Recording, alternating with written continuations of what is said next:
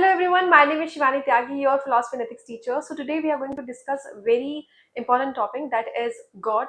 So this topic has been criticized, has been discussed by many philosophers, by many people, and many philosopher has given their philosophy on the basis of this concept only. But when it comes to proving it, there are different conditions, different analogies that came. Now let's understand one by one what these are and what these philosophers are trying to say.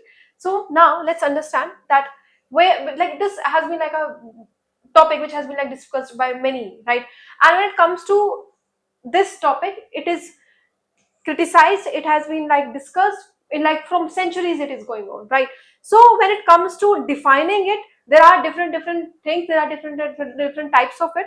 So when we try to understand it, the philosophy of religion try very different arguments that have been offered to justify the existence of God, but there are no true evidences of it. It is totally based on theories, right?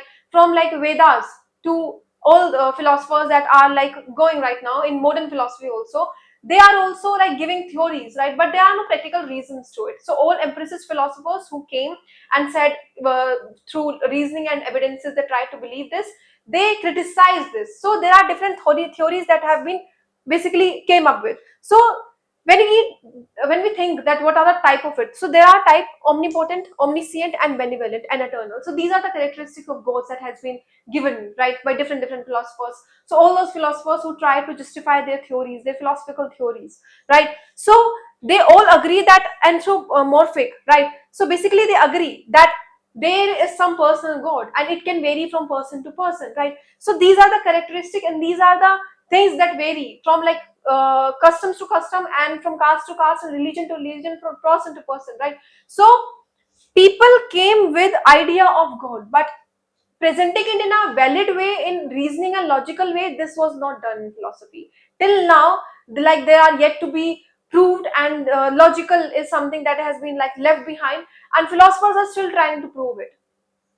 So when we think about it, so God is seen as transcendent, right? On the one hand, it is seen as transcendent, people accept it, and on the other hand, it is seen as benevolent, right? So a theist accept that existence of God purely on his basis of faith, right? How they are seeing it, and it can see, especially in India, we can see how many religions are there, how many customs are there, and they have different variations, they have different definition of God, right? So it can be classified into two groups. What are the two groups? First one is they try to prove basically existence of God through the concept of God only, right? So this proof is called ontological argument. Then we have another one. This group tried to prove existence of God on the basis of experience, right? And this group is known as cosmological, right? And then we have teleological. Teleological is basically through religion, through customs, through rules and regulations we try to prove. So these are the three definitions that we often see in Western and Indian philosophy when it comes to existence of God. So now let's understand what ontological argument is. But we know that what it is. It says that you are proving God by the concept of God only, right? So it says that if you have a concept of God, right, it is existing in your mind, and because it is existing in your mind, that proving is done over there, right? It itself proves that there might be something, someone who is existing, who gave this idea, who gave this concept of God, right? So this is called what? Ontological argument. So basically, they are derived from some source other than observation of the world. This has nothing to do with empiricist, right? Our five senses.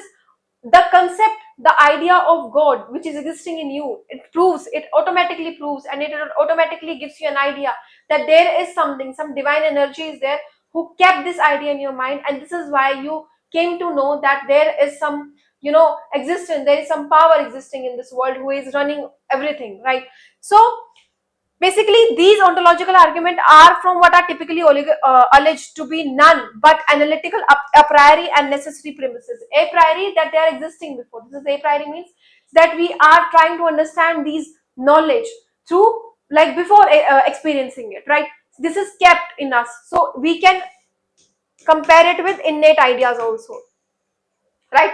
And there are certain people, like if you remember in my last video, I told you about innate ideas. No, right? He rejected it.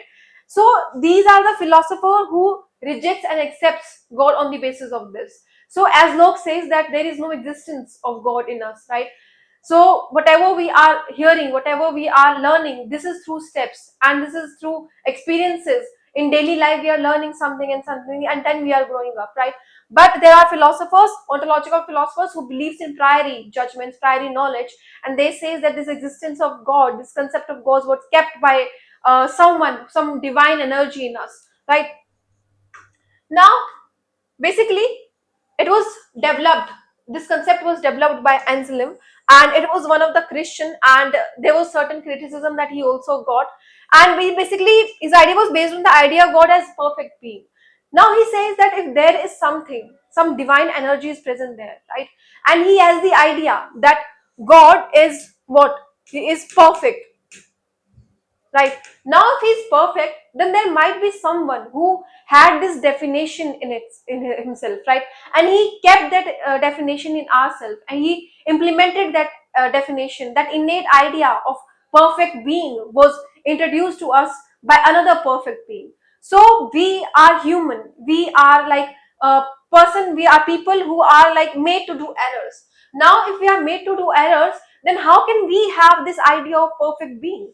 So they had, this has like nothing to do with us, this idea of perfect being, this has nothing to do with us, it was like implemented by someone else, right? So this notion of being in that mean which known greater can be basically known, right? And this is the reason why he says that there might be someone else who is keeping this idea in ourselves, right? So now there are two arguments that are given on the basis of different forms. So first argument says that in the first stage of the argument, Einstein distinguished between something existing, right? So if there is something X existing, there might be someone called Y, right, who kept this idea. Now it is not possible that this Y is us, that we are this Y. Why? Because the idea of perfect being cannot be generated by this Y. So he says basically that if this existence of Y is coming to us, right? So there are higher chances that if this idea of perfect being is existing in our mind, then it should be existing in reality also. Otherwise, it will not make sense. So whatever is existing in mind, it should exist in reality. So there is this connection they try to show us, connection between mind and reality, right? So whatever is existing in our mind, if there is a concept, right? And to this criticism came that if you are saying so, then we do have idea of unicorn as well, we do have idea of golden mountain also, right? But they are not existing in reality, right? So these things are that are generated by combining things together. So what if this idea of God was given to us out of fear? What if this idea of God was given to us by combining all things together? What if this idea of God was given to us by the society so that we can have fear in us and people can dominate us? So Charvak even said the same thing, that God is something that has been created by the dominated society so that people can have control on each other, right? So this is the criticism that these first form of the government argument face. Then we have another. Anselm not only directed God's existence but also its in uniquely necessary existence. How unique God is, right? It means God is defined, it is impossible to conceive him not existing. He is so unique, he is so perfect that there is no way that he's not existing. This is what Anselm believes. He says that there is self-existence of him. The moment we start thinking, gave ideologies of God, right? So the moment we started, putting him in characteristics, started coming up with his characters, with the existence of God started building on that movement only. So this was the second argument that he came up with. Right now, let's understand what he was trying to say and what was the criticism that Anselm on ontological argument came. So this argument and criticism was came by Gonilo, right? So he was a monk in France and a contemporary of Anselm on his response to Anselm's argument, those two arguments that we have discussed, and he believed that God exists. Yes, he do agree, but he offered several significant criticism against Anselm. So he knew that yes, existence of God is, but the way he presented his theory was something to be criticized about. So he says that his conclusion was absurd, right? He applied it to other fields and set off a parallel ontological argument for the most perfect island. He says, like the example that I gave you, that his conclusion was something absurd. Otherwise, his basic theory that existence of God is there, that was perfect. But as I said in before, like if we have this argument, if we have this example of unicorn and the example that Gonilo came up with, a perfect island, right? There is no such thing called perfect island. This is the idea that is existing in our mind, right? So what if we are coming up with this idea and this idea is generated, but in reality there is no existence of perfect island, there is no existence of unicorn, there is no existence of golden mountain, right? So these examples which are not existing in reality but are in our mind, this was a criticism Anselm had, and this was given by Conilo, right? So this was the whole criticism that he faced. Now, let's understand what Descartes says. So, Descartes says that our idea of God is of perfect being, right? So, and it is more perfect to exist than not to exist. Therefore, God must not exist. Like ontological argument only, like in the way I explained it to you, that there is the existence of perfect definition of God, right? He is omniscient, right? He's omnipotent and he's eternal. So all these characteristics that we build about God, right? So there is no chance that we thought about it, because we are imperfect being, we are like humans made with errors and are meant to do errors, right? So there is no chance that we came with this idea of this perfect definition, perfect being. This was implemented in our mind by God. So this was the Descartes philosophy. Now let's understand what else he said. So basically he says that if God exists, he must be perfect, right? So this was the characteristic that we built of God, right? And a perfect being is perfect in every way, right? And existence itself is a perfection. Now if we are thinking about his characteristics, then existence is a perfection. He is existing itself only, right? So we talks about that there are similarities in both ways stating the ontological argument, but it's easy to see that Descartes put more emphasis on the nature of being, how is being, his theory of being than the state of being, right? So this difference was seen in Descartes' theory of God's analogies. Now, let's understand Russell theory, right? So basically, Russell was explaining that the existence, the analysis, the exist is grammatically a predicate, and he was the philosopher who focused more on language, right? If you remember, then I told you about his theory, that how he actually wanted to implement language as it is in real life, like a mirror, right? And later on, Wittgenstein also took his philosophy and came with later Wittgenstein theory and early Wittgenstein theory, right?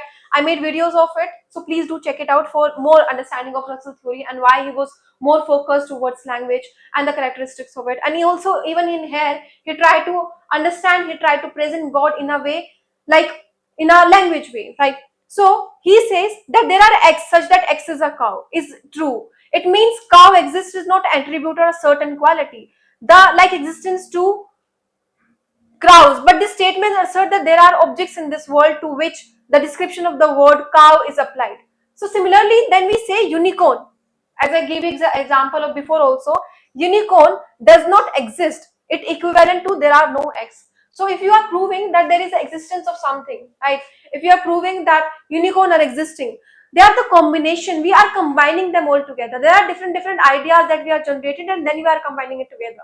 So as Russell, I find Russell and Charvak's theory very similar. Why? Because their theory is something similar, saying that people started basically combining things together. They started building characteristics together, right? Now there can be different reasons to it. There can be reason because there was reason for basically fear, right? And reason because people wanted to dominate each other. So these were the reasons that could happen, right? So yes, but if you'll compare Russell's theory and Charvak theories, you will find relevance to it. So if you like my video, please comment over here, and I'll come with more videos like this and more concept like this. Like in before, causation was repeated again and again. So I'll try to build all these philosophers together, and I try to merge their philosophies, and I'll come with a video like this.